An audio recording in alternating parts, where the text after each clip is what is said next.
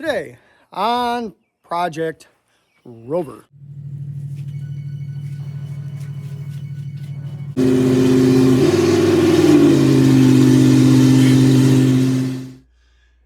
Okay, so I'm going to try and let you guys actually see what I'm working on today.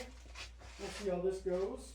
See if I knock the camera over or if I'm able to keep things steady enough that you guys can actually see what's happening. So to what I understand, there's 2 screws down here, 2 screws down here, anywhere from 2 to 4 clips here, 2 to 4 clips here, 2 screws in the top. I think that Land Rover kind of thought that the stereo bezel needed to survive World War III because I'm used to just a bunch of plastic clips holding these bad boys in. So at the moment, oh, and there's also 4 there, and I got to pull those knobs out.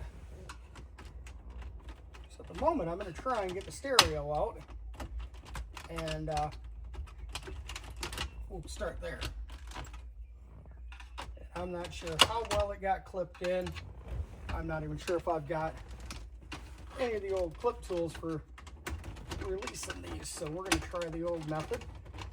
Again, like I was saying, I got ahead of myself earlier and I put some power to the seats, tested, discovered the seats themselves actually function, but the switches, once I started testing them, do not.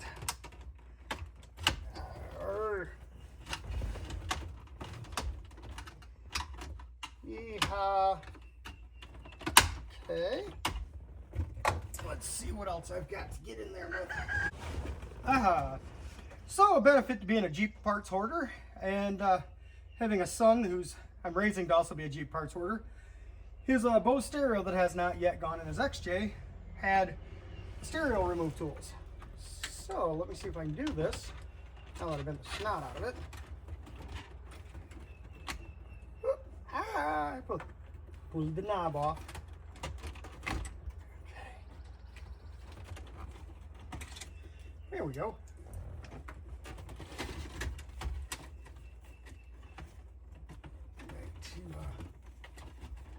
Try and figure out what else plugged in where.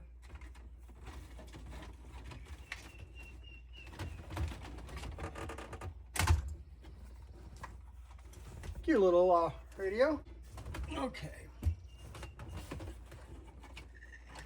So like I said, we're going to get this all out of here, and we're going to go after whatever we've got going on wire wise and try and figure out why I do or don't have power. And kind of where it all comes from, went to, and all that good jazz. Somebody did kind of bust this up in the past. That seems to be the case with many of these older stereos and dashes.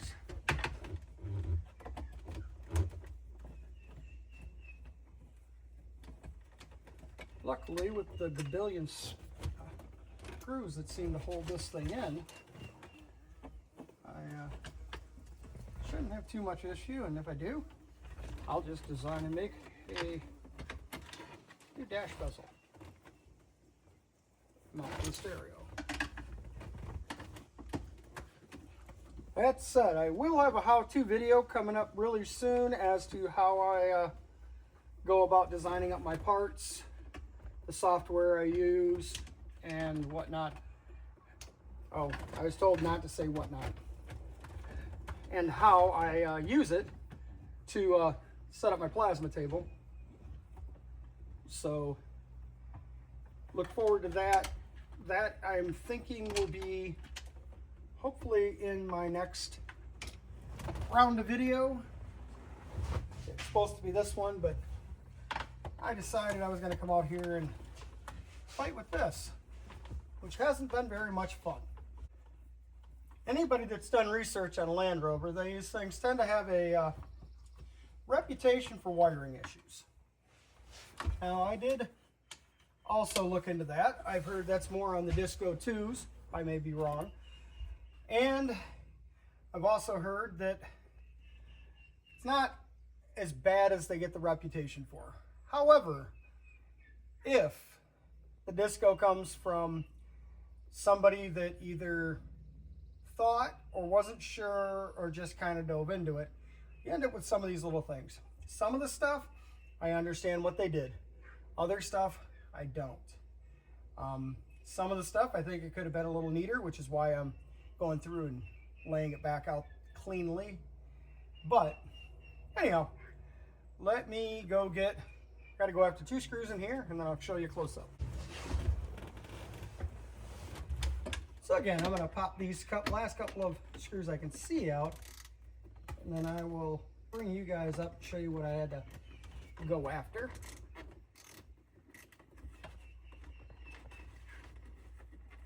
They're not exactly the easiest to show while I'm doing it. And so if I had somebody filming for me, probably be a little easier. But let me come back there and grab the camera and show you what we got going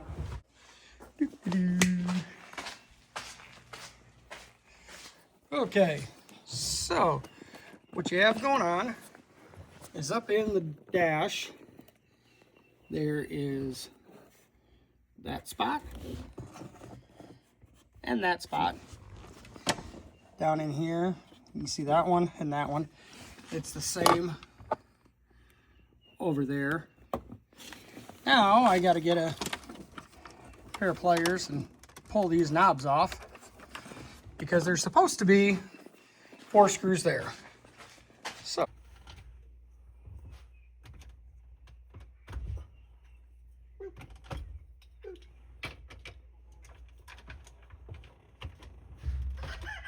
hey, those weren't as bad as I thought. And from what I was told, there was 4. I only see 2.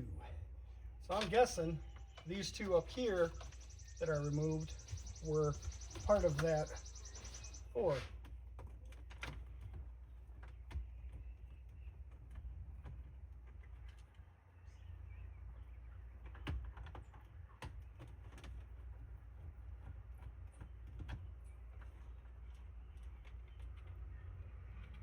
Do yourself a favor if you're doing this job yourself. Make sure you at least have a screwdriver that's got a little bit of magnetism to the tip. It will help. Okay.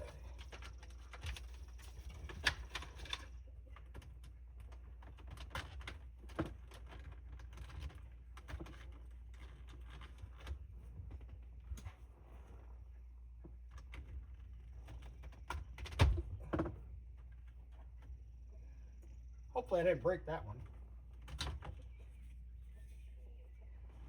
Oh, there's the other 4. There's a screw here, here, here, and here. And this heater bezel comes off.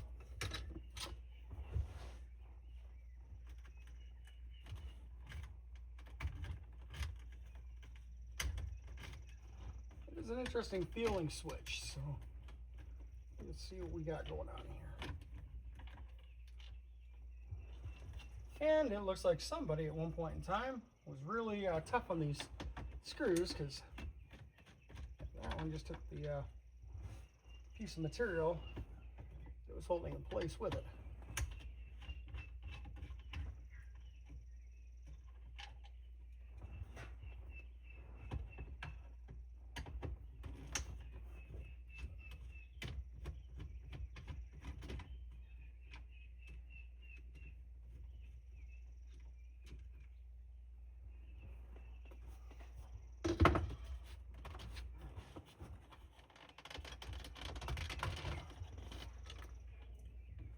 Okay, let me see, where did I put those little stereo things?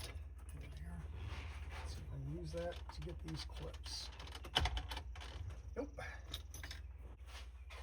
Got a thin-ish paint scraper, so we're going to see if that's enough to get in there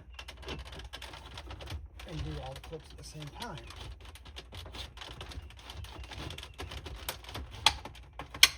I heard him.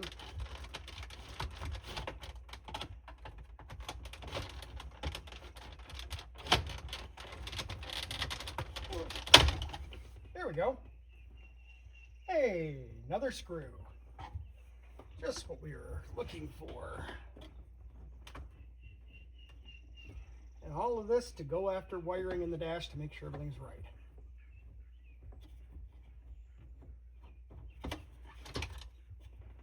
And to clean up some of that stereo wiring. Okay, let's see. How does this side come? Hey, there we go. It actually has a little analog clock. It's kind of cool. A lot of people can't tell time on an analog clock these days because I don't think it's taught in school anymore.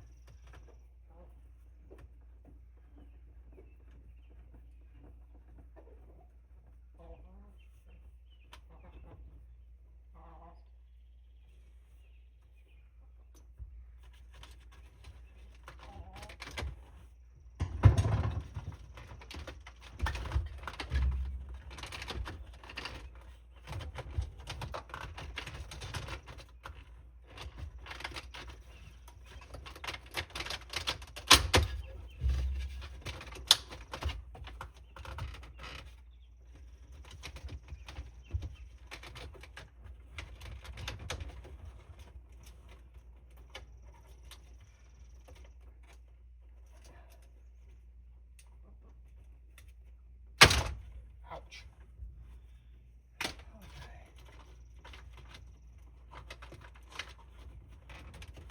Sure pulls like I'm missing, and I am. I think if they used as many screws to hold the Titanic together as that would hold this together, it would have never sank.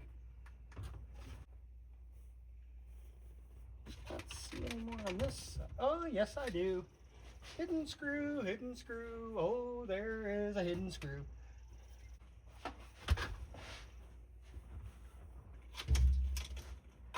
Yep, there's another screw down here on both sides.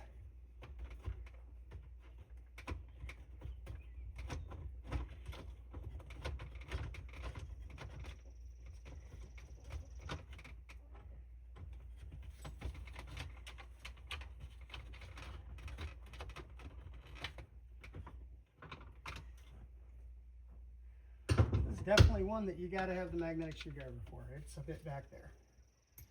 And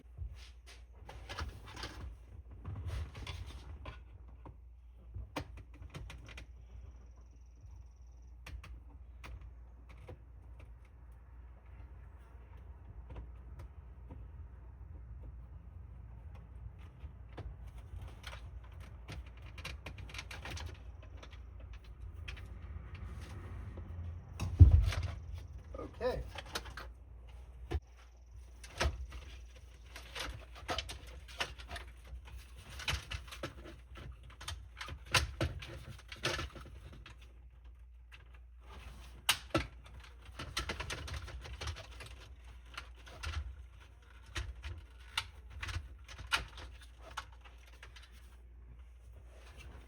Kind of cool. Cup holder slides back in, slides out, and it's the lower tray. That is interesting.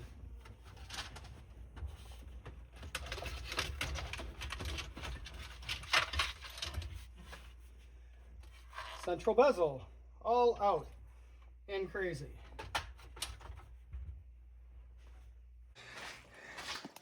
And why I felt it important to pull the dash apart. I have painter's tape being used as electrical tape. I have electrical tape that just really looks bad. I would rather use butt connector. Sorry, the lighting's a little off. So I've got that kind of stuff. I've got this here that, if I'm not mistaken, is to the factory CD player, which is coming out. So I've got extra wiring I don't need and some really poor wiring that I have to straighten out and that I need to go after. So, yeah.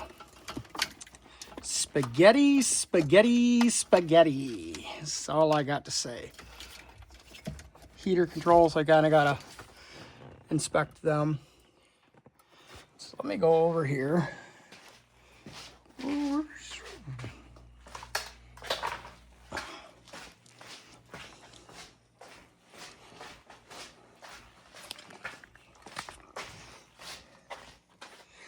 We're gonna go ahead and get rid of the extra light for right now.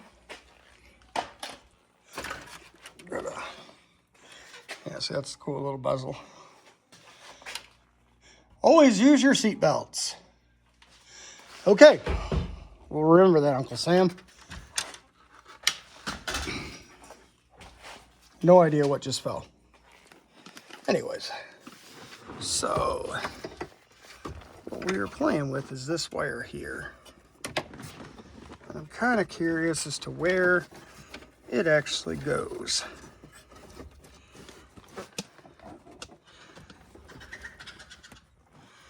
I'm not sure. Anyhow.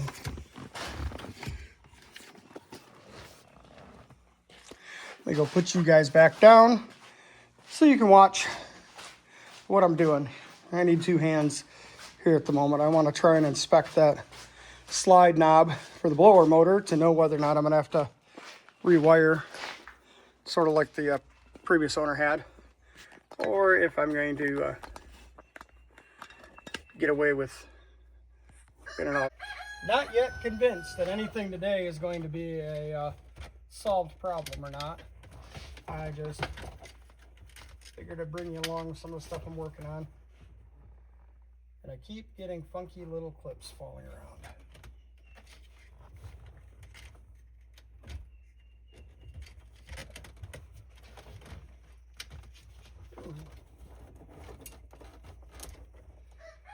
Interestingly scary.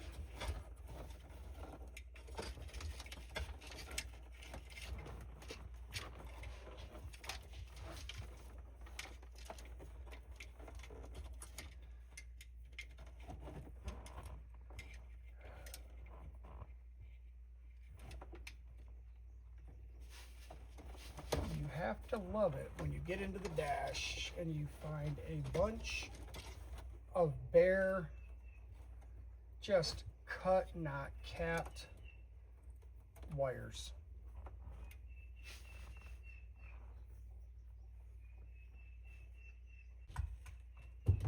We're gonna do a probe.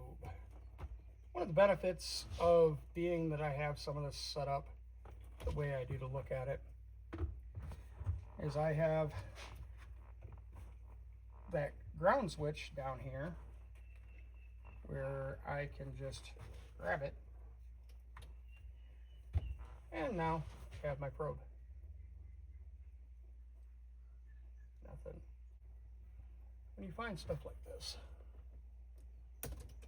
now I have ignition power. Okay, so far I got nothing.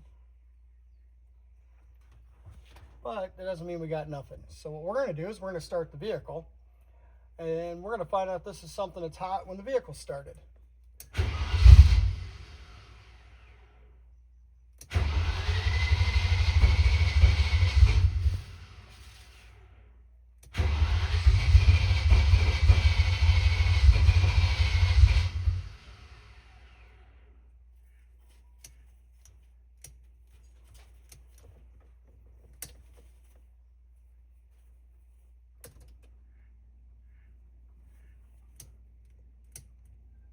Okay, so apparently the security did its hiccup that this thing was doing before I got it.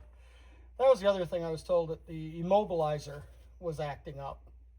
And because the ignition had been bypassed due to a bad chip, I have an ignition bypass, which is why this is the start. At the moment, there's an ignition bypass on this where the battery gets cut off, so that's the key. It's got an on-off for the accessories, and then you've got a push button. So what we have is my on-off, and I showed you guys this before. It's going to mount in a panel down here. You have the ignition on-off switch and the start. Now, what I was told is if you start it, it runs. It's got to sit down for about an hour for the immobilizer to disengage. What had previously happened with the owner before the owner I got this from was the chip in the key went bad. Very common, causes the immobilizer issue, vehicle won't start. Several different bypasses. This individual, because he had been using it strictly as an off-road rig, not as an overland rig, such as what I'm going to be using it for, went along and did that, and so on and so forth. Now, with that being said, is that the right way to do this? Probably not. Is it the way that I'm going to probably leave it? Yes.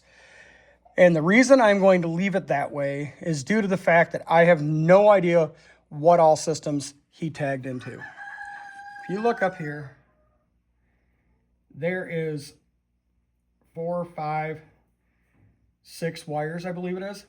I'll go into that. I do not want to have to unscramble that egg, which would require pulling the dash, getting an entire new dash harness. Granted, down the road, will I? Maybe. This Rover is my first, and it's a learn. If I find that the platform is going to function at the level at which I want it to, will I do that? I will more than likely look for another dash, pull the center console, and completely relay out the interior harness. It's a pain in the butt. For now, I need to go through and get everything straightened out. There is an immobilizer disable wiring circuit that I can do, which I will be doing on this somewhere down in here. There's a little green box, I'm told, and actually I believe it's this little box here that you jumper 2 wires to. I got to pull the drawing up to make sure which one it is. You jumper 2 wires, it completely disables the immobilizer circuit, so you're good to go. At some point in time, I may take that combo up there and do a keyed ignition of some sort, but at the moment, this is going to work. Is it a fire hazard? No, it is not a fire hazard for 2 reasons. 1, everything on that master switch, once that is thrown, is disabled, and nothing in the vehicle is able to be powered that I haven't wired directly to the battery and grounded. So there will be 1 circuit to the back that I will be setting up on a USB and on a cigarette lighter. Those circuits are for camp accessories. Everything else on this vehicle will be bypassed and shut off by that circuit. So no, there is not a chance of being a fire hazard when this is sitting. I have had that questioned on both Facebook and on YouTube. Will I address it at a later date? Yes. For now, I'm going to just work with what I've got and get it to where I need it, because I'd like to use it this year. Fix the floors and whatnot. If I find out this is a platform I really enjoy, like I am with my Jeeps, I will look for a second disco that is less of a rust and wiring nightmare, we'll say. And it's not really a rust nightmare. You look down here, yep, I got some rusty floors, a little bit of rust there. All of that is wire wheel, patch panel, fiberglass, same thing on the other side. There really isn't anything in the realm of rust problems on this. Most of this stuff, it's like this here. That's the factory rust proofer with a little bit of rust underneath it. I'm going to more than likely wire wheel all that, pick up fiberglass, and do some glass work to it. Electrical, I'm going to continue to go through it, and maybe tonight or tomorrow I'll get those 2. I'd like to get those panels cut tomorrow. I'm going to go through and cap all these wires in here now that I know none of them are powered. There is the possibility that I triggered the immobilizer because I grounded a ground or grounded a power that shouldn't have been grounded. But again, this is a project for you folks. This is a project for me. And it's just something different that I want to wheel. And honestly, even with dealing with what I got to deal with on the electrical and not being super familiar with it, it's not the end of the world. It really isn't. I've rebuilt worse to take further. Yep, this thing, my intention is to do my overland trip in September, which, back to the Rover. Anyways, at the end of or beginning of September, I'm doing a 2-week overland trip. Usually last year I did Colorado, San Juan's. I'd love to go back. Due to the lack of getting working right away and the fact that fuel is not exactly going to be friendly on an overland rig, I am looking at doing the Kentucky Backcountry Byway. It's a little over 8 hours and 16 minutes to get on the trail from my place. And once I'm on the trail, there is approximately, according to their website, over 1,000 miles of trails. And the idea is I scoot down there, camp, hour in, and then I will have 12 days of exploring it and sharing it with you guys. But I want to do that with this old girl. So again, I've got to get some of this stuff fixed. And yep, I've got some wiring and I got some stuff that's kind of fighting me. And today I'm not really feeling all YouTube-y. So I apologize, other than you guys did get to see what I had going on. So that is that. So everybody, seeing I showed you some of the stuff I was working on today, and I might tinker on the wires and throw a little bit of shrink wrap on the ends of them. I think I'm going to end this video for today before I just kind of ramble on. I got to do some editing tonight, get this one up.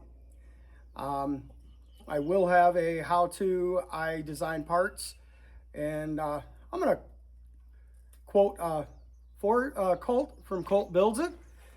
There's the right way, the wrong way, and my way, and I really like the quote, but it's his quote, and I do. There is a right way, a wrong way, and my way is a mix of both. So take with it what you will. I'm no expert at AutoCAD. I know how to use it, and I use it for my plasma table. But I will share that with you guys, show you how I do it, how I take a conceptual idea into a design, into cutting, and I will take you through how I map and measure out an existing part that I'm either going to replace or make an overlay for, which I have both happening. There is 1, 2, 3, maybe 4 panels on this that I'm going to be making switch covers for. So I will take you through those.